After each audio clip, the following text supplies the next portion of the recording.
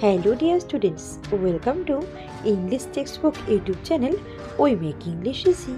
আমি অশোকা চলে এসেছি আরও একবার তোমাদের জন্য একটি নতুন টপিক নিয়ে। আজকের আলোচনার বিষয় হচ্ছে এএনএম অ্যান্ড জিএনএম প্রিপারেশন 2024 এর আজকে প্র্যাকটিস সেট নাম্বার 5 নিয়ে আলোচনা করব। এর আগে অলরেডি ক্লাস সহ 4টে প্র্যাকটিস সেট আলোচনা করা হয়েছে। তোমরা যারা চ্যানেল নতুন আছো তারা কিন্তু অবশ্যই ডেসক্রিপশন বক্সে থাকা লিঙ্কে গিয়ে সেই সব ক্লাসগুলো কিন্তু তোমরা দেখে নিতে পারো এবং তোমাদের প্র্যাকটিসটাকেও যাচাই করে নিতে পারো। আর যারা চ্যানেল নতুন ভিউয়ার্স আছো তারা কিন্তু অবশ্যই চ্যানেলটিকে এখনই সাবস্ক্রাইব করে রাখবে পরবর্তী আপডেটগুলো খুব শীঘ্রই পাওয়ার জন্য। তো চলো বেশি কথা না পারি দেখে নিই আজকে টপিক। তো আজকে আমি আলোচনা করব আর্টিকেল নিয়ে।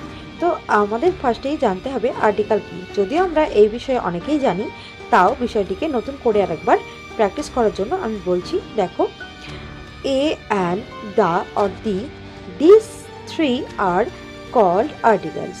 তো আমরা সকলেই জানি যে এ অ্যান্ড দি অথবা দ্য, এই তিনটে যাদেরকে আমরা বলি আর্টিকেলস।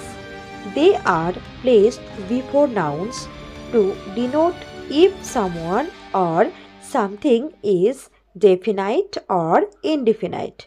তো দেখো, আমরা এই যে এ অ্যান্ড দি কেন ব্যবহার করি? হ্যাঁ, দেখো, আমরা এ অ্যান্ড দি ব্যবহার করি কোনো নাউনের আগে। কেন? যাতে আমরা সেই যে যার সম্পর্কে বলছি, যে যার আগে, যে নাউনের আগে আমরা আর্টিকেল ব্যবহার করছি, সেই ব্যক্তি অথবা সেই বস্তু, কোনো বস্তু সম্পর্কে সেটি ডেফিনাইট অর্থাৎ সেটি নির্দিষ্ট কিনা অর ইনডিফিনাইট নাকি সেটা অনির্দিষ্ট, সেটা বোঝানোর জন্য আমরা আর্টিকেলটাকে ব্যবহার করি। তাহলে এটা বুঝতে পেরেছো আর্টিকেল কোনগুলি এবং আর্টিকেল আমরা কেন ব্যবহার করব। ওকে, তাহলে এই হচ্ছে আর্টিকেল সম্পর্কে সংক্ষিপ্ত একটি ধারণা। তো চলো আমরা কয়েকটি কোয়েশ্চেন রেখেছি আমি। তো এই কোয়েশ্চেনগুলো প্র্যাকটিস করতে গিয়ে এই আর্টিকেলের যে কিছু নিয়মগুলো রয়েছে সেগুলো কিন্তু আমি বলবো। ওকে, তো তোমরা কোনো রকম স্কিপ না করে প্রথম থেকে শেষ পর্যন্ত এই আজকের যে ক্লাসটি রয়েছে সেটা কিন্তু দেখবে এবং তোমরা অবশ্যই প্র্যাকটিস করে তোমরা কিন্তু তোমাদের স্কোরটা যাচাই করে নিতেও পারো। ওকে, এবং কমেন্টে অবশ্যই জানাবে এরকম এটা তোমাদের জন্য কতটা হেল্পফুল। ওকে, চলো দেখে নিই আজকের প্রথম কোয়েশ্চেনটি। দেখো, এখানে রয়েছে ফার্স্ট কোয়েশ্চেনটি, she is dash M A. Okay, তো এখানে অপশান দেখো কী কী রয়েছে, এ, অ্যান, দি আর নান। তো এই হচ্ছে অপশান। তাহলে আমাকে এখন দেখতে হবে যে এখানে আমাকে কোন বিষয়টির আগে আর্টিকেলটা পুট করতে হবে। তো এখানে রয়েছে এম এ, তাই তো। আপাতভাবে আমরা জানি যে কোনো যদি ভাওয়েল থাকে, ভাওয়েল সাউন্ড, সেক্ষেত্রে আমরা যেমন ভাওয়েলগুলো কোনগুলো বলো তো? ভাওয়েল হচ্ছে এ, ই, আই, ও, ইউ, এই হচ্ছে 5টি ভাওয়েল। আর বাকিগুলো হচ্ছে কনসোনেন্ট। তার মধ্যে ডাব্লিউ এবং ওয়াই এইগুলো হচ্ছে সেমি ভাওয়েল। তো এখানে দেখো এম রয়েছে। আপাতভাবে যদি আমরা দেখি তাহলে কি হবে? দেখো, এম আছে, তাহলে তো এ, ই, আই, ও, ইউ, এই যে 5টি ভাওয়েল সাউন্ড রয়েছে এর মধ্যে কিন্তু এম নেই। তাহলে আমাদের আপাতভাবে মনে হবে এখানে এ হবে, কিন্তু না, এখানে এ হবে না। কেন বলো তো?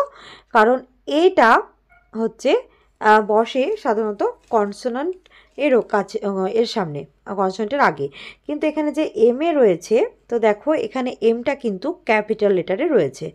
তাহলে আমাদের এখানে একটু অন্যভাবে ভাবতে হবে। যেহেতু এখানে আমরা কিভাবে পড়বো এটাকে, এম এ, তাহলে উচ্চারণটা করতে গিয়ে তা আমাদের এ আসছে, এ সাউন্ডটা আসছে। তো সেক্ষেত্রে এ সাউন্ডটা কি? Vowel sound.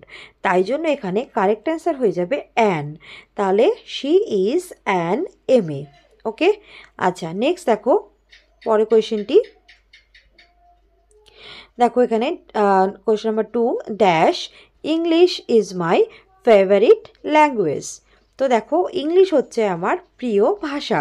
এখানে রয়েছে এই বাক্যটি। তো এখানে বাক্যটি আমরা দেখলাম এখানে আমাদের অপশন রয়েছে এ অ্যান্ড দি আর নান। তো এখানে ভালো করে লক্ষ্য করো, এই বিষয়টি বোঝার একটু আছে।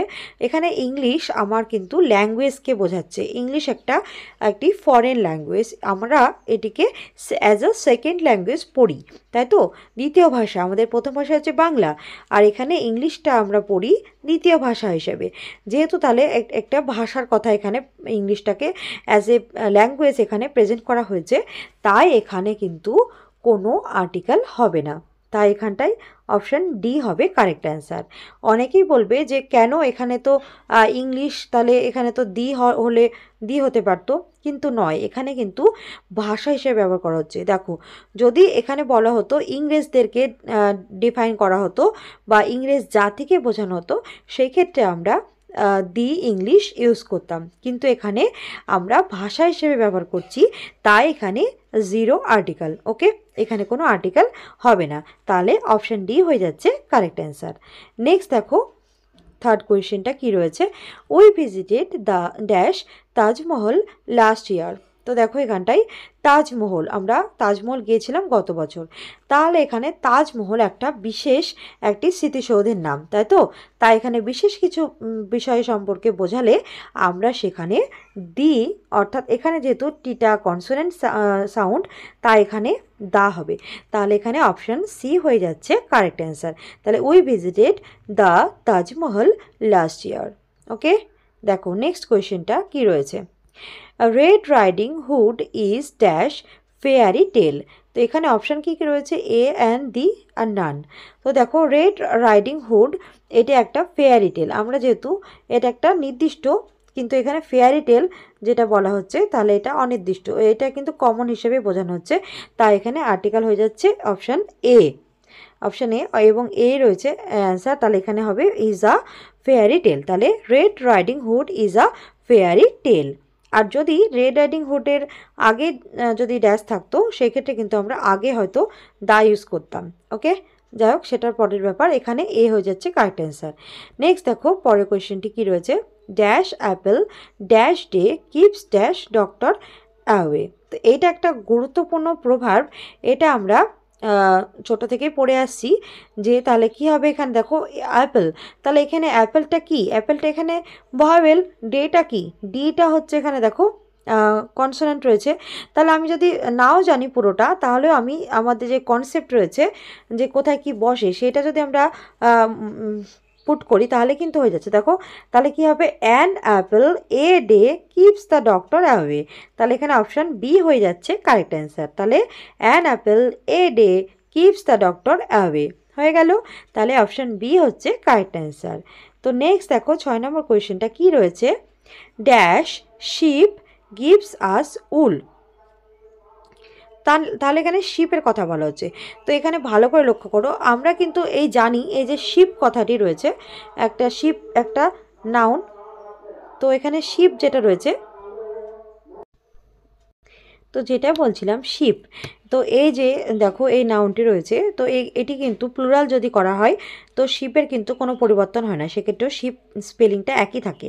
তাহলে এখন আমরা কি করে বুঝবো যে এটা সিঙ্গুলার না প্লুরাল রয়েছে? তাহলে যদি সিঙ্গুলার হয়, সেক্ষেত্রে আমরা এ ইউজ করব, আর যদি প্লুরাল হয়, তাহলে আমরা এখানে দা ইউজ করব। তাহলে এবার প্রশ্ন হচ্ছে, তাহলে কি করে বুঝবো? এখানে ভার্বটা লক্ষ্য করতে হবে। দেখো এখানে ভার্ব রয়েছে গিভস, তাই তো? তাহলে এখানে গিভস, তাহলে গিভসটা সিঙ্গুলার যেহেতু ভার্ব, তাহলে কি হবে, সিঙ্গুলার নাউন হবে, তাহলে এখানে কারেক্ট অ্যান্সার হবে এ। ওকে, তাহলে অপশান এতে অপশান এ রয়েছে।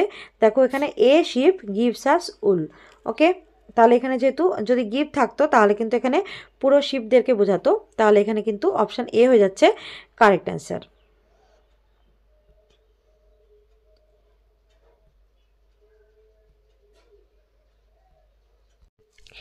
নেক্সট দেখো question number 7, 60 minutes make dash hour.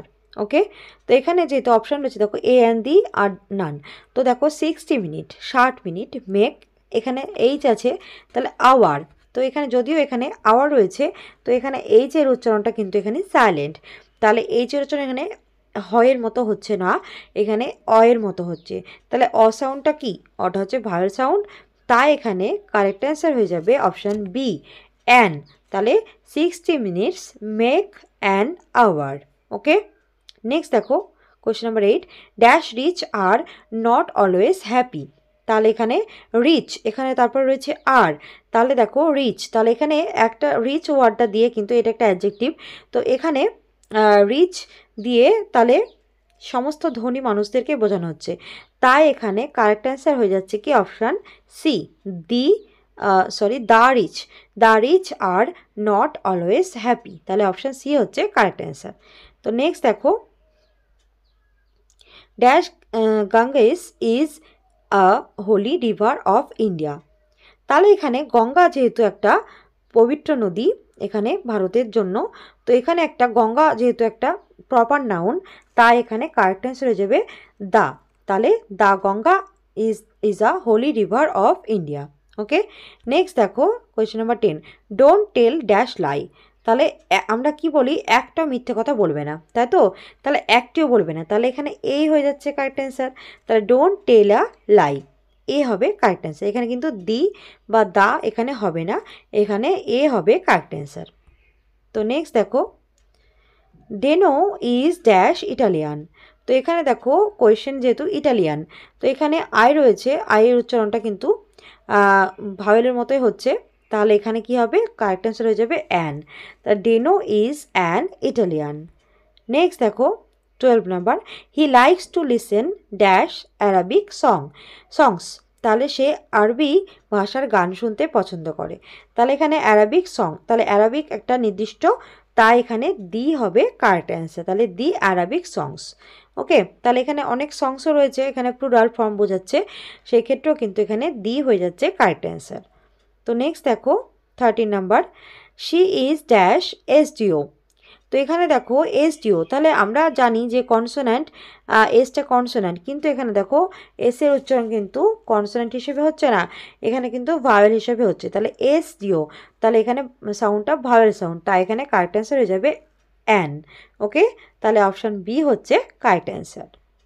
Next দেখো 14 number, dash hammer is dash useful tool. তাহলে এখানে দেখো এখানে একটি হাতুড়িকে বোঝাচ্ছে, তাহলে এখানে হবে কারেক্ট অ্যান্সার দেখো option A hammer is a useful tool, a hammer is a useful টুল।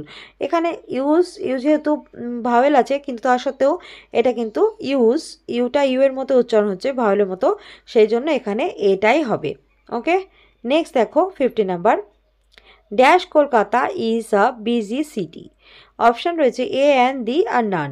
তো দেখো এখানে কলকাতা, মনে রাখবে কোনো একটি বিশেষ সিটি বা কান্ট্রির নামে কিন্তু আগে কখনোই কোনো আর্টিকেল বসে না, জিরো আর্টিকেল, তাহলে এখানে কারেক্ট অ্যান্সার হয়ে যাচ্ছে অপশান ডি, অপশান ডি হচ্ছে correct answer.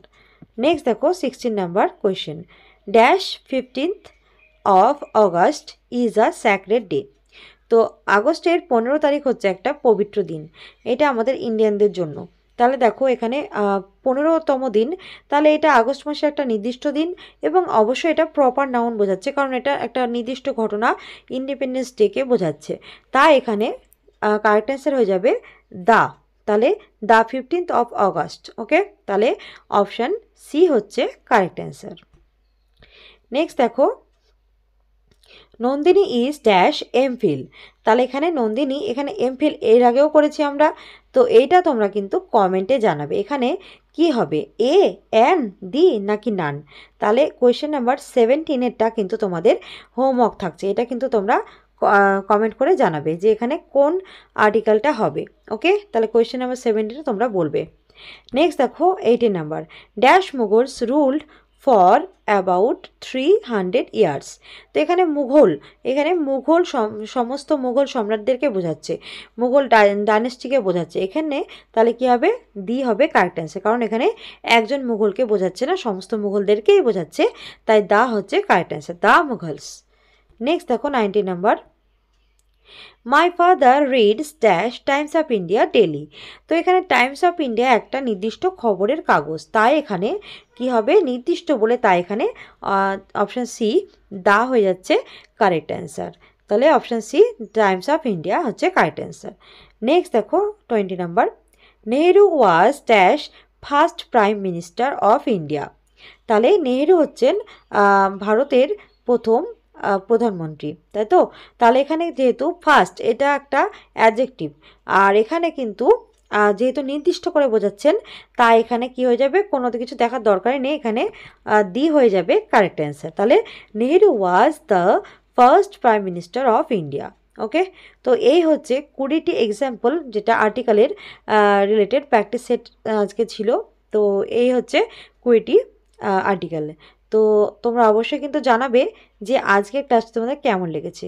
So do like, comment, share and subscribe our channel English textbook for more videos. We will meet in our next video. Thanks for watching.